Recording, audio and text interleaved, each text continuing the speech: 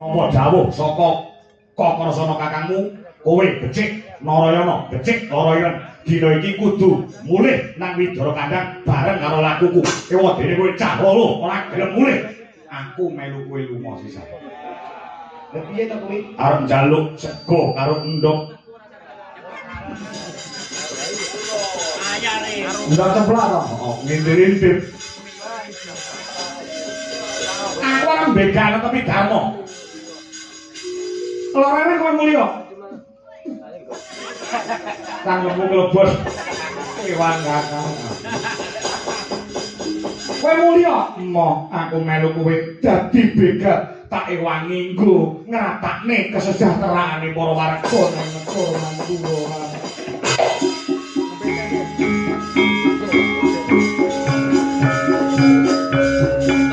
Mlebu wana wulusan.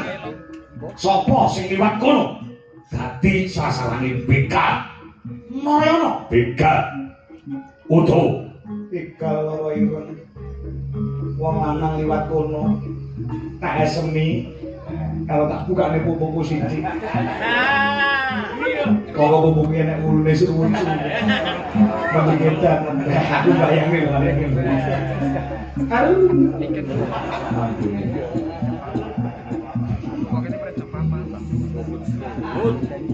tenang go hasil nek begal tak kene kowe bruk metutuk arep ngombe apa aku ngedum marang para kawula iya hasil aku timbang kowe iya iya ngekek nek kowe kudu hati-hati lho iya iya kuwatir yen aku ki bayi wis geran lho tak nganti kowe ora hati-hati mbebayani wekasane dadi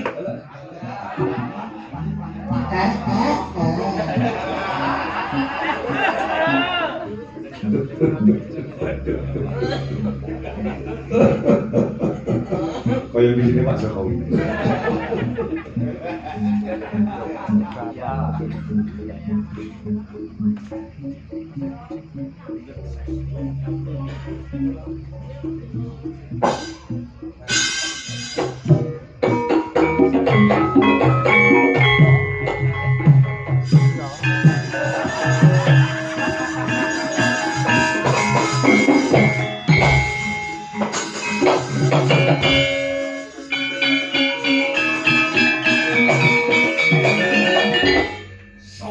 Sore padang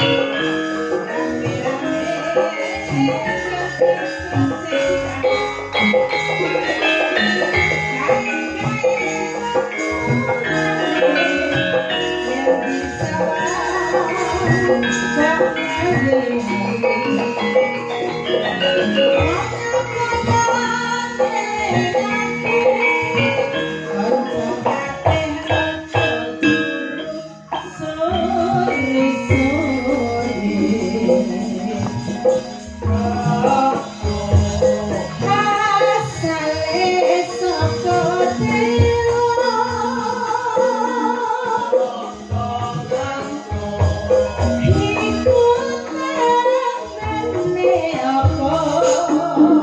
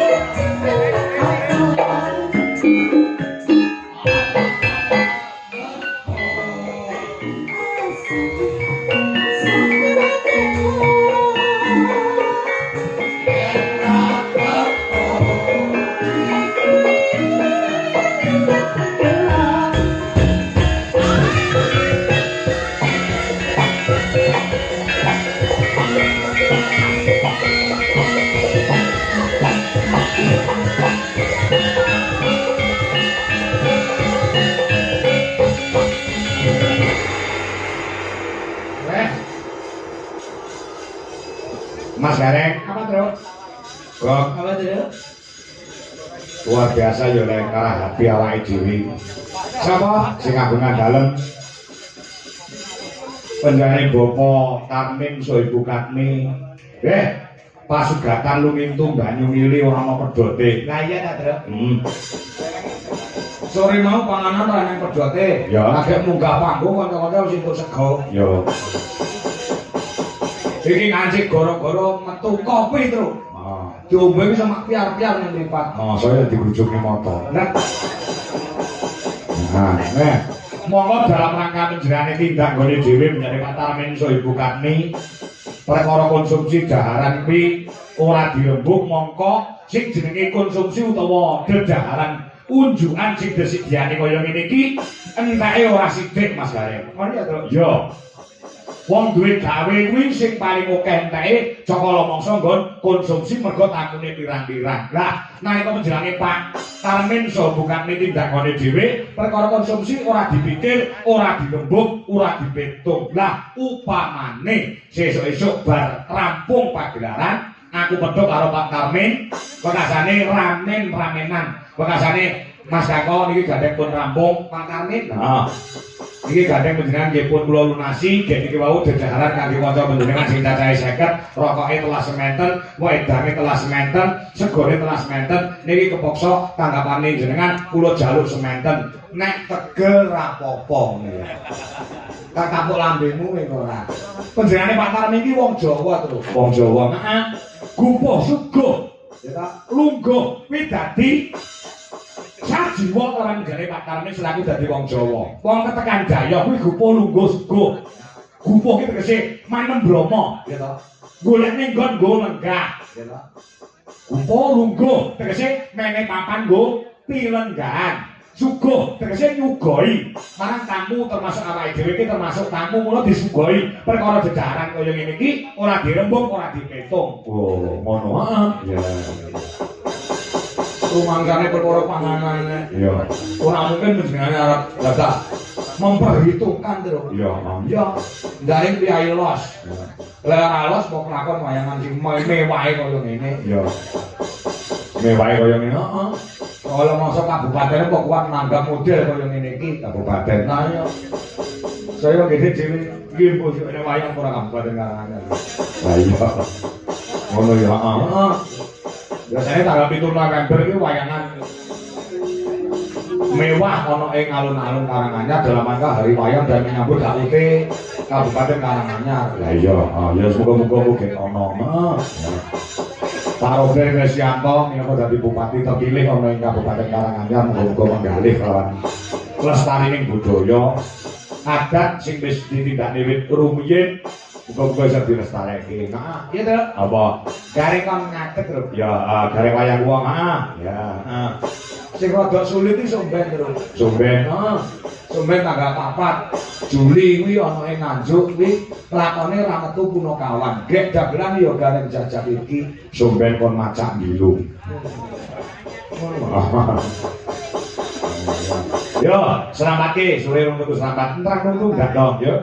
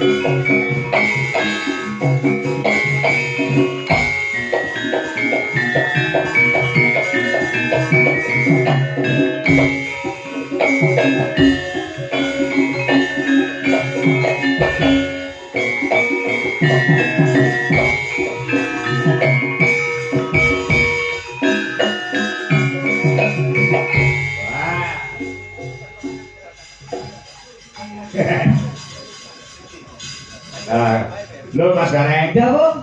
Lare Pak Karmel dadi selaku dadi tuan rumah luar biasa. Masya Allah. Ya mene kopi metu, daharan metu, coba gagasan. Komplit medal danten alhamdulillah. Ini asline mameli aku mau sore lali Ramadan. Wow. Nek pancen yo kudu tirakate kuat, orang dalangi tirakate kuat. Malah poso kuwi kudu kuat. Leres kula kate untuk jog mayang pisan. Alhamdulillah Pak tak tirakati. Hah? Rong bengi ra melek kula. Wong boleh kok ngamelan. Iya. Dok dadare meleh Bu, nggih. Meleh Pak dok dadare. Kalau mau pisan. Ya ngono kuwi lho. Luar biasa. Nun Pak iki kliwatan dengan iwake. Kliwatan dengan iwake. Oh, yo wis. Iki janji kesane pun namun riyen, kesane namun riyen. Nggih, kesane Lampung riyen udah.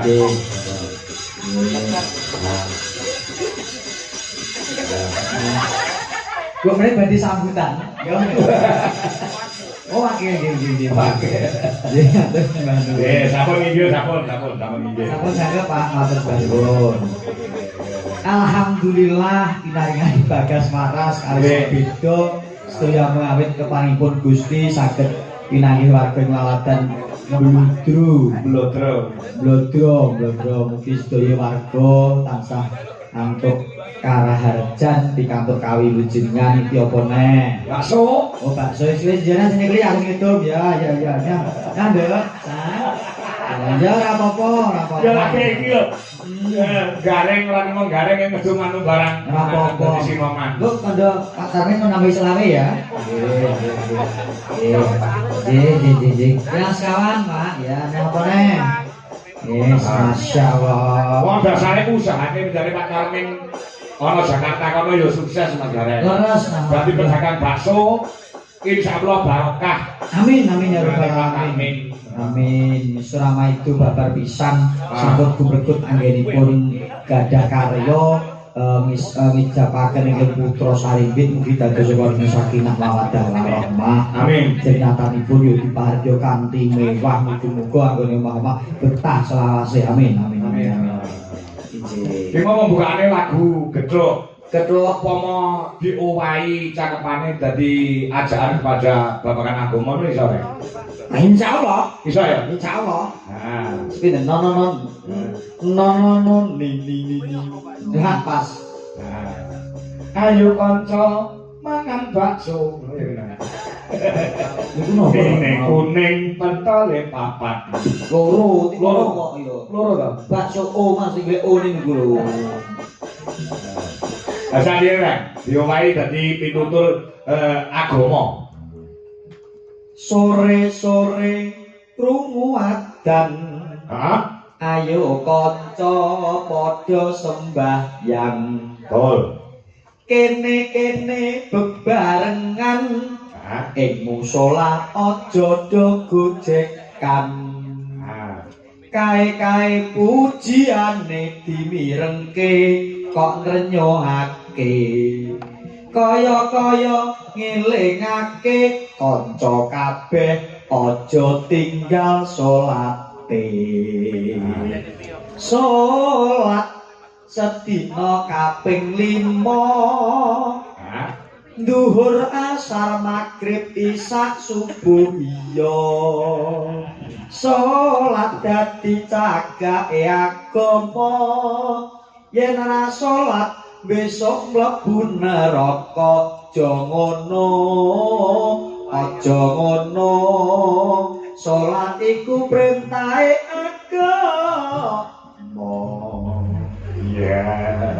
Niku Ya. tembang ning diolah tembunge jane gedhong niku tembange ya pun penak ning golek rasane ben ketemune karo syiar agama ora kok ngilingke kanggone wong akeh ning ngilingke kanggone kula pribadi Ya. jur menungso kuwi panggonane salah luput lan lali nggih alhamdulillah muga-muga sing mirengke sing iso ngrasake nek ketoke apik monggo diagem nek ketoke elek rasah digugu lah ngoten to Mas. Oh, ora nyoto. Alhamdulillah. Nah, nggih. Liyane kuwi enak. Pun apa? Ini mau tidak enak ya. Ora enak. Sore-sore itu tuh bakso ya nih sini gak rumah. Sore mesti sore. Ini kita tidak lah. Wis isu lho. Iki wis jam 2. Masya Allah, kroso lho. Domonge kok nyambut gawe kuwi nek atine seneng ya ta. Leres. Pamirsa kuwi yo nesani tajem Melu jenah sing duwe mah atine seneng peralatan kabeh mendukung wis wengi ora krasa suwi. Masya Allah, ini pun jangkal ya. Mesok loro. Ya tak kira itu jam 3 lho gimana. Jadi luar biasa itu. Pamirsa nggih anteng jenjem niki tandake yen to mematke wayang. Latarane pamirsa niki pun tidak lagi seorang penonton, Mas, ditaratnya sudah penikmat bahkan pengamat. Muga-muga sing do gelem ngersake wayang ngamati wayang, semoga kecintaannya terhadap wayang tidak luntur. Ben wayang ki ora saya ora saya ilang ning malah saya ngombro-ngombro. Ngobrol-ngobrol. Iya. Betul. Amin. Heeh. Aku seneng anggere ning digo nek tanggapan wayang aku seneng. Senenge? Kok nek ketekan bintang tamu kan aku tetep persenggol. Ini apa? Kowe iki yang nomor 1 lho diutamakan lho saiki. Iya, kondoso. Ora ngerti to kowe saiki wis rada misuwur ngono ora ngerti to. Mosok, Pak. Aku ketemu karo wong jenengan karo galeng jajak terus itu Tenane lho, berarti Pak. tenan. Wong kadung seneng kok gak jenengan ngoblok nih kaya aku dek mang. Ya ora. Oh nyata iki kok awake dhewe udah ning Malang, kok Malang terus ning Ponorogo. Alhamdulillah. Ki Kabeh Ponorogo. ngersake kowe. Ki Ponorogo jangan iki. Ponorogo terus ning Karanganyar. Gak ngejak aku. Lah kok ora iso ono? Oh iya sih. Aku terus nggowo gareng Wonosobo, gareng. Oh jadi kok bisa ae kok delok jos. Our band iki gede ya, jenengan ya. Iya, boleh napa-napa. Wis mumbul. Iya alhamdulillah Pak. Wis misuwur. Biyen nek pengen ucek tak umbulke dia mumbul. Bar kuwi terus enak meneh, terus gede kowe umbulke dia. Alhamdulillah. Kok aku lek ngumbulke sinden. Lah napa? Tumbul lak lekas mumbul jenenge plek. Alah melu wong liya.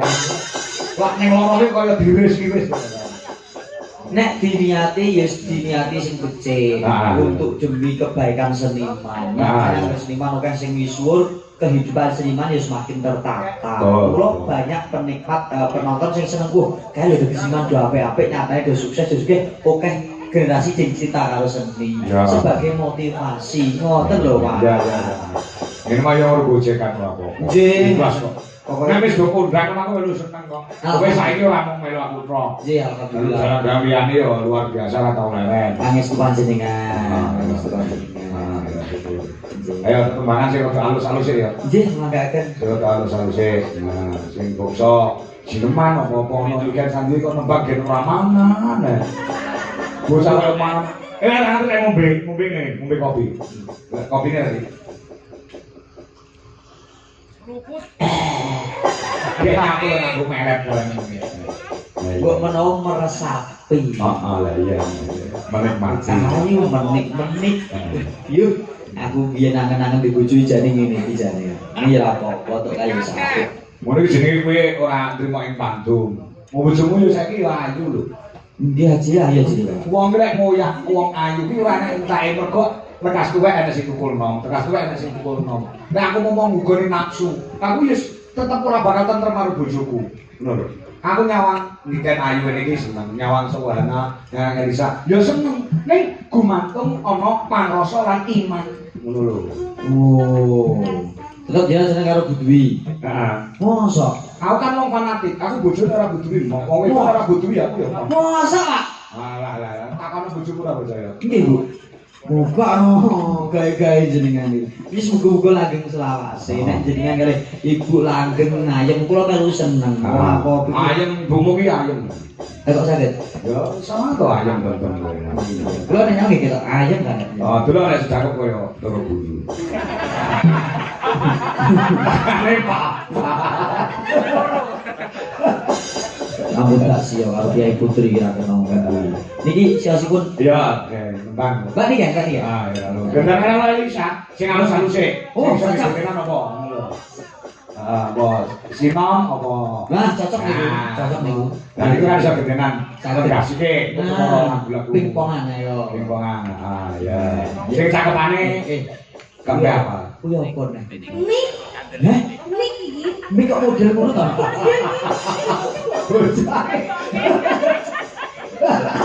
Iki mik wireless iki. Wis ora apa-apa, bocah sari yo kurang nek dilanen karo bocah-bocah. Isane dilanen ngono wis benis. Nikmati saja kan ya. Lho pancen yo nek kok metu suarane iki lho.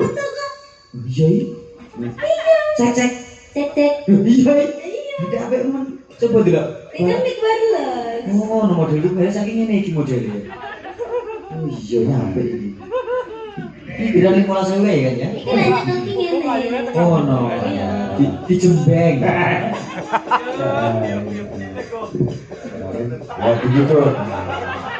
Kan itu semacam ngono kan. Kayak iki kok mulai ibumu kuwi. Ya. Sinom ya. Ya, Dek. Nyaman yo. Nah, nyaman berarti elok. Oh, gendenan karo Elisa. Cakepane apa kan? Mula. Mula. Lah ya. Aku suweneng lek iki bintang tamu koyo ngene-ngene koyo ngene. Wah, luar biasa. Estu kula. Anak-anak. Anak-anak estu. Biasane ngurus wong iki nyenil niken tok, nyenil Elisa tok. Belas tuh Pak, begini kula bareng Mbak Elisa bareng kayak wah luar biasa. Bareng aku terima ini kok Pak Cumpe. Iya. Ya ini gitu cantik Pak Cumpe cantik banget. Wah cantik jenengan cantik semua Pak Cumpe salib. Biasane bisa ning ngono. Amin. Ayo kan.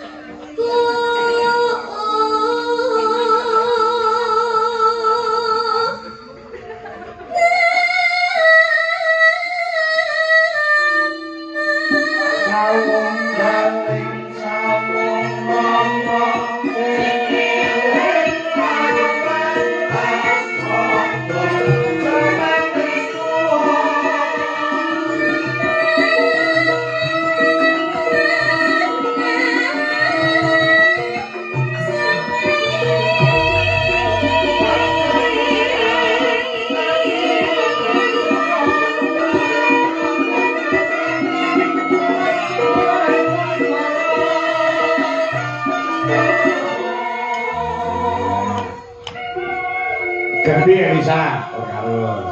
Nah, iki aku kudu iso adil. Bintang tamu loro ngene iki kudu iso ngedung ben ora jomplang cara timbangan. Biasa ya? Nggih. Luar biasa. Ya loro lah. Bintang tamu loro tok aku ora. Iya iya. Badok. Loro. Badok. Lah, Dan dulu saya.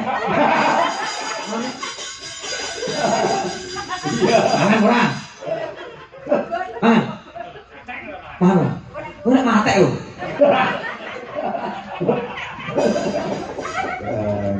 Nganggo mic. Ya.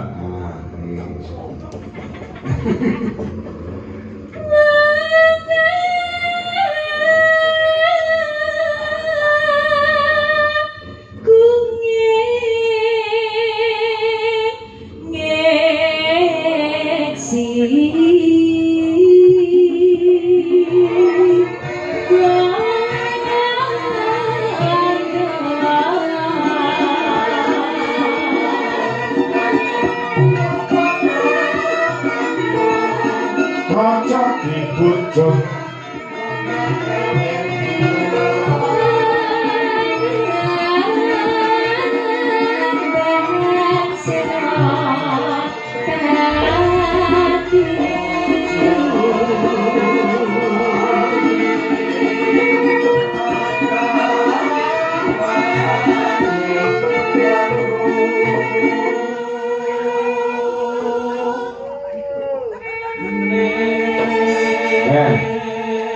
Sing jalur ndok sapa kan? Kula.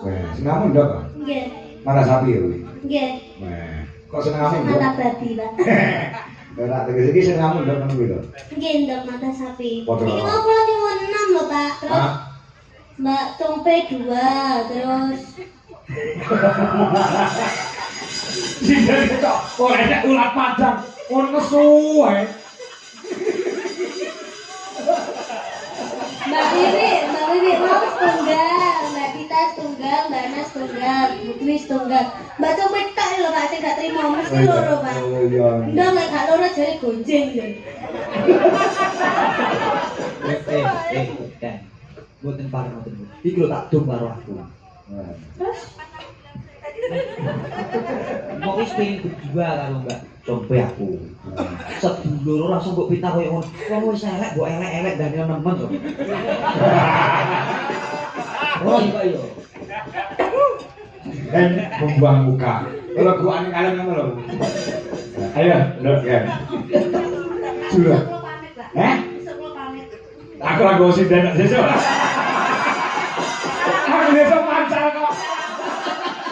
Besok ben bae makan. Besok ora makan lha apa. Oh karepmu ben ketok gemede malah ketok kemiri. Sesuk iki nggo sinden. Jalan karo dagelan kok lho bintang tamu. Lah tetek men. Besok ora metu. Wong aku lagi dhek. Lah, rasa kemayu. Masa aku kemainnya. Iya deh, kan? Kapati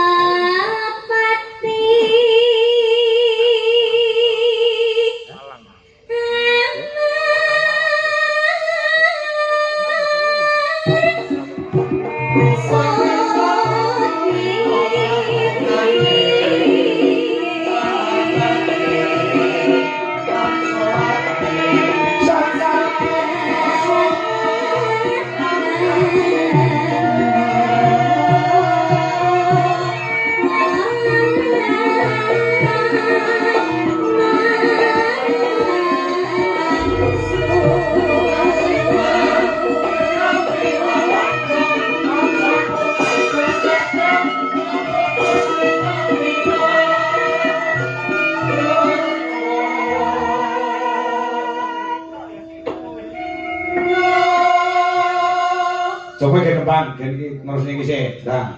Nembang ngomong nesu, nembang ngomong dah. Iya ta. Iya ta.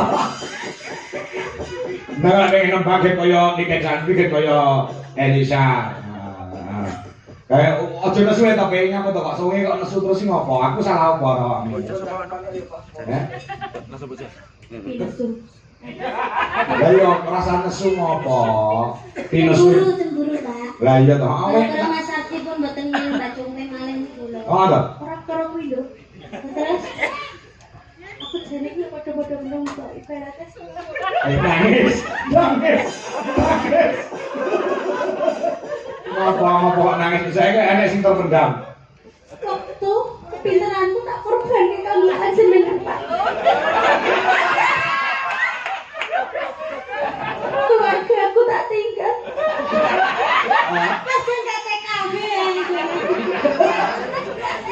bujur tak lempake kabeh panjenengan. Nanging apa? Bayaranku mau 3.000. Katanya sayu Pak, aku 3.000.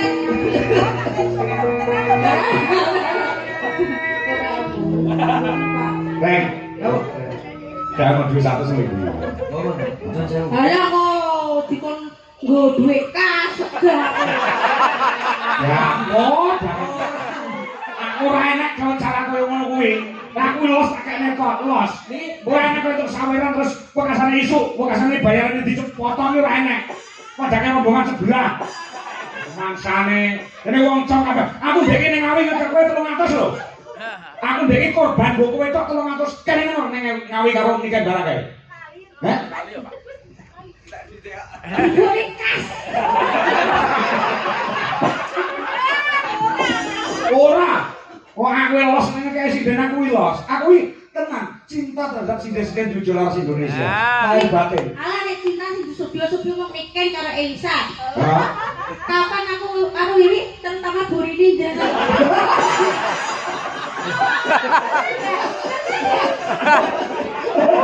Sudah. Jangan berteman, sudah.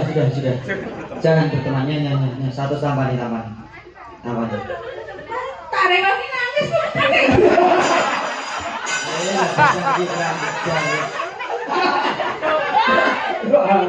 Jalan. Tambahin. Padahal jalan tipis. Satu sih nggak terima. Oke, masih sama bater.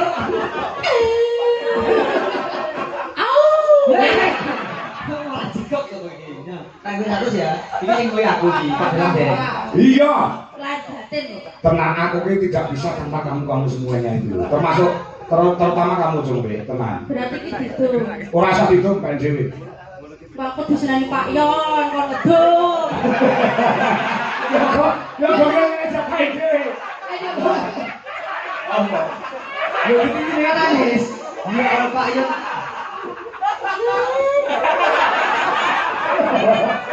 Wes ben, Pak Yon nangis nganti sak luwe gen.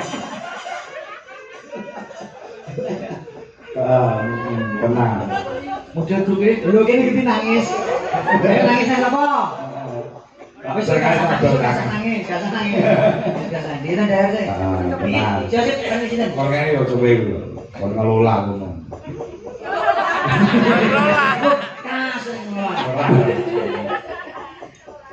Mosok kas to, Pak. Ora. PN. Alah. Gue nyewa. Nyewa apa? Model kayak Ardi ora soleh. Sewaktu.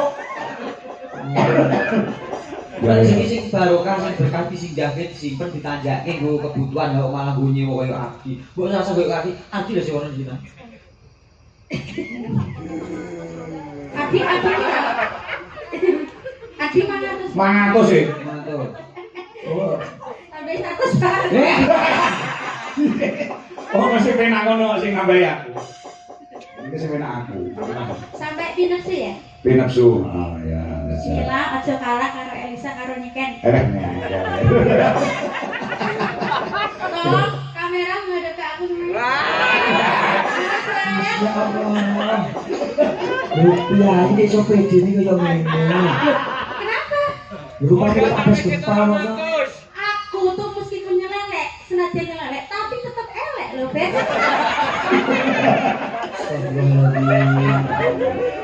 Kowe iki wong Wirosari lho, tanggaku aja ngelelek kota kelahiranku lho. Lho justru Wirosari bangga duwe aku. Ya ora mungkin bangga nek bangga kowe manggon Wirosari nyatane buse kok Wirosari no. Oh iya. Iya. Suarane apik tenan kok. Maksudku bel itu ekonomi, Pak. Oh, masyaallah. Wis apa-apa aku lek tukul susui. Perlu dicukil. Ora usah wis kan. Iki lombok barang kok susi lambene tukul kuit lombok. Oh ya ceramah ngono ya. Tapi jare cangkem popot. Nesu neh, ora enak nesu wis 200 Pak. Alah, nesu. Lah wis korban duwe 200 lho. Sing liyane takonan apa tau tak kei dhuwit. Ora tau eneng. Wah. Lah ya.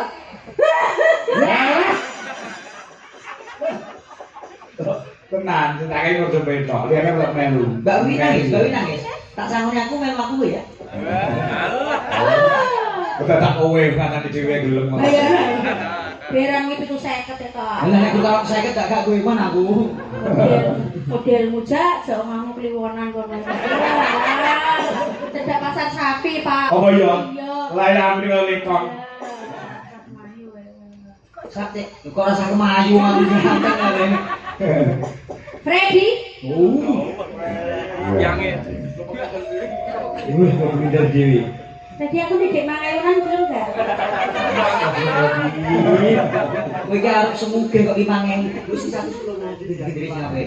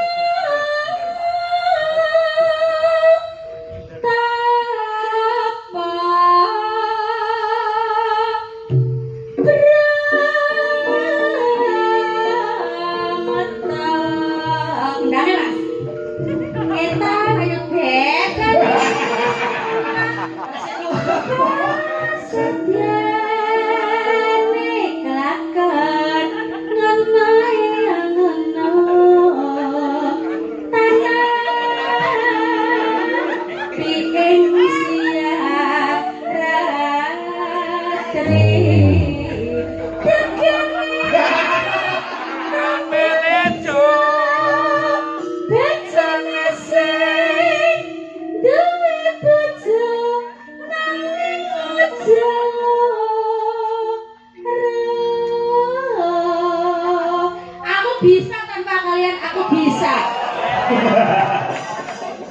Penting kalau Freddy di sampingku. Iya. Tak bagianmu, Bro. Salah ada Freddy. Tapi kok ada Freddy kegambloanku. Iya. Masyaallah. Lah mau sing kok tembunge ngur Freddy tok liyane ya meneng no. Kabeh gak saka tembunge. Didol mangayunan ya kurang tambah enak. Alah. Ya Elisa, ya ijik lagi. Karepe iki game sejajar karo nikah karo Elisa, karo Jumpe. Ngono lho karepe. Mula iki tak kon nembang, masa game sejajar. Jin leres. Yo Rama itu dasar suarane luar biasa nek kali Mbak Elisa Mbak Nika disejajarke bab-baban swara masuk. Wis kuwi wae, kok stop. Gak usah dibajuke. Jangan kemi wae. Harus diantem lho wis semua mawon.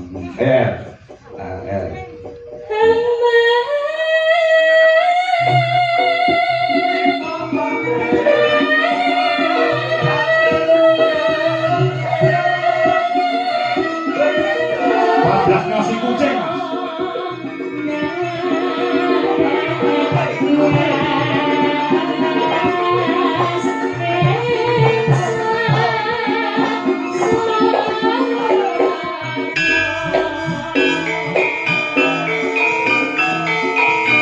Supaya mana dijelaskan Elisa Ornaus